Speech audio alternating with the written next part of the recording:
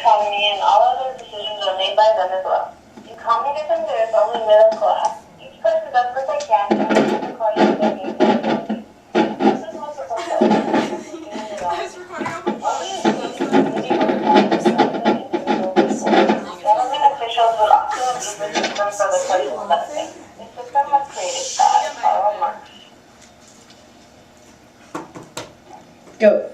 The main reason communism started is because people wanted equality. The ideal society back then was imagined as where no one owned private property and everyone lived communally and were all the same class. Early Christianity had many features that were later incorporated into communism. The Bible describes early Christians that practiced shared wealth, shared property, rejected wealth, and communal living. The goal of this all being equality of wealth. One key feature of communism is it's completely government-owned, meaning all activities are planned ahead of time. It is basically an economic institution.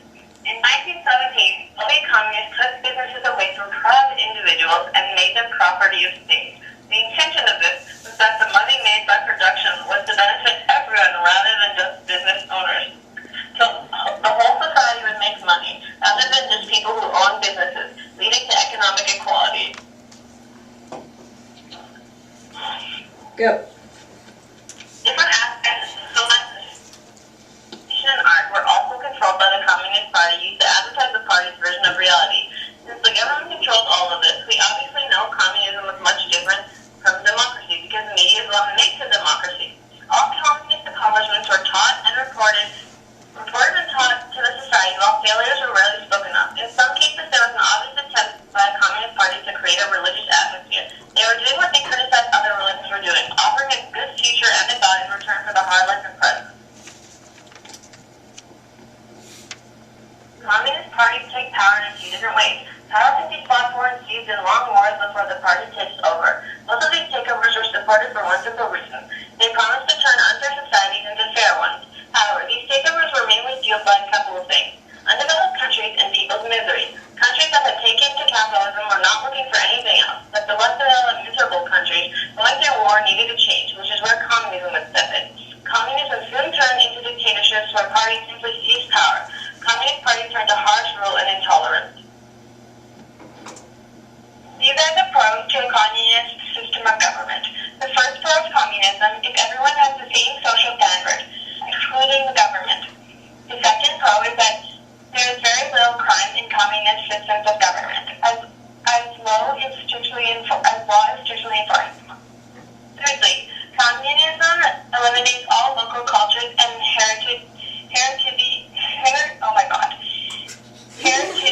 hereditary. Oh, that's me. I can't say it. Okay, I'll just say it. Hereditary. Elites, making all people unified.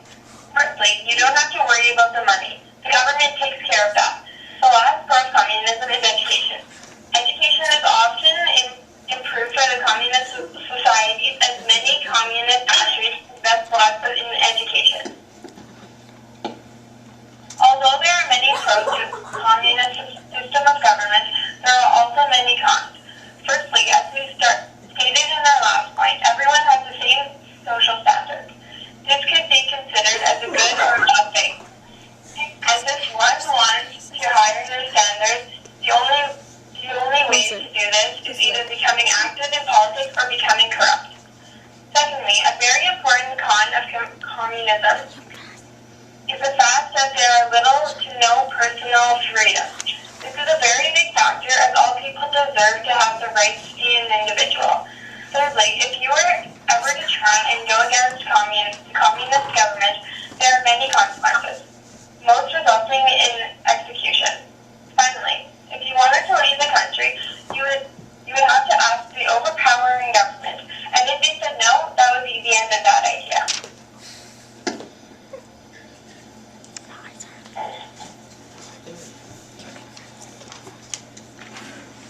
Here are a few examples of communist societies. North Korea became a communist society in 1948. Before Japan annexed Korea from 1919 to 1945, Korea was ruled by a kingship. In 1945, Japan surrendered and the country was occupied by America and the former Soviet Union. So that the influence of communism could be further spread, the former Soviet Union wanted to make Korea communist. However, America wanted to limit communism and gain the trusteeship of Korea. To keep the peace between each side, the U.S. was given half of Korea, and the former Soviet Union occupied the other half. 3 years later, an official government was established in Korea. The government became communist, and Syngman Rhee became the dictator of South Korea. Vietnam became a communist country when North Vietnam became communist first, as it was supported by the Soviet Union, but South Vietnam was democratic and was supported by the United States. Vietnam originally became communist as it was under the rule of Ho Chi Minh, a communist leader. After 2 decades of war in 1976 was when Vietnam became a unified country.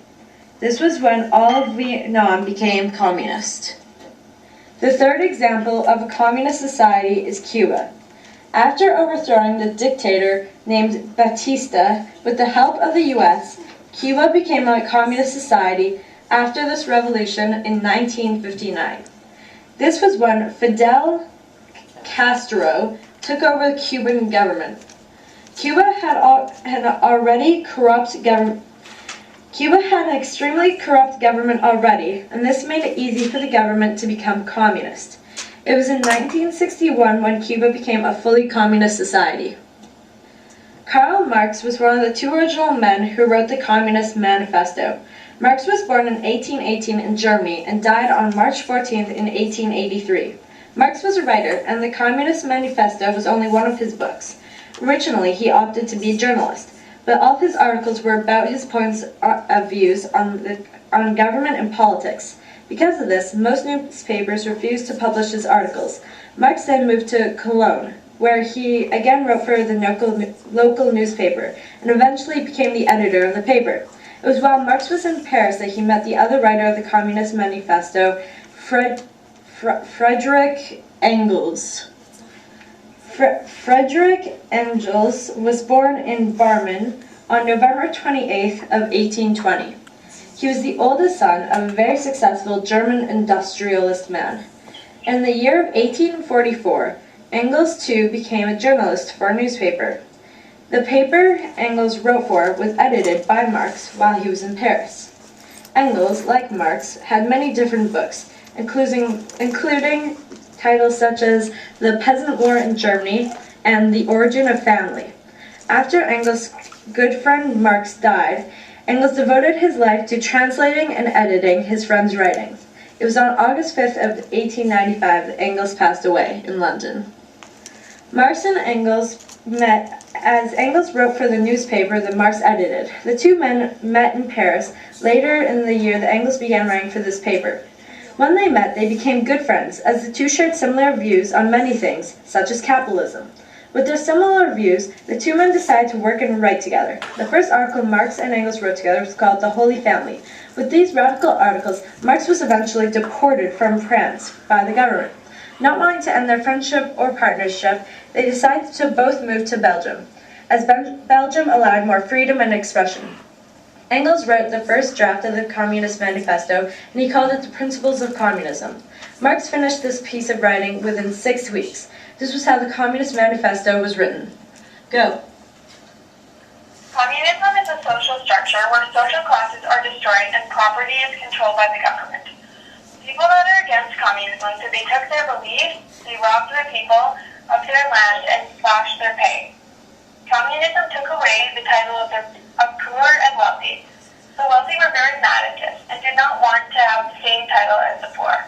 One of the main problems of communism is that people have to ask the government to do anything. They have to ask the government if they want to leave the country. And if the government says no, that's the end to that idea. Is communism really a bad thing? Communists believe that having the same social structure and nowhere left out might just be a good thing. If the government doesn't allow you to do anything, though, it is not the betterment of society. Uh, At the beginning of the 21st century, the world was much like a non-developed country. Economies were dominated by foreigners, there was mass poverty and unfairness. Given all of this, it was very likely that communist parties could take power at the time. If they did seize power in the 21st century, they would encounter some major problems, whether to abandon power or to abandon democratic principles. However, each decision would lead to huge economic difficulties and human costs. These 21st century communist countries such as Vietnam and Cuba would face power and hostility of the capitalist world.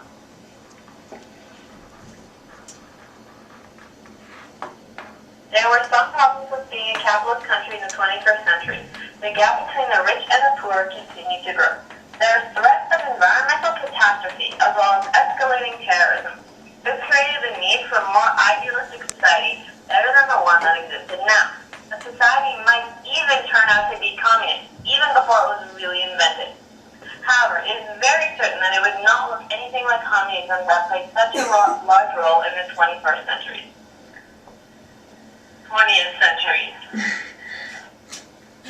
Communism initially was supposed to help countries grow together as one large society. However, having a society like this was very unrealistic because everyone had different jobs as well as different goals. Even though it is unrealistic, a few countries still took it up to become more idealistic. There are benefits and cons to having a communist society. However, capitalism seems to be much more popular in developed countries. Communism affected the people in many different ways, and as I said before, good or bad. Thanks for listening to our presentation.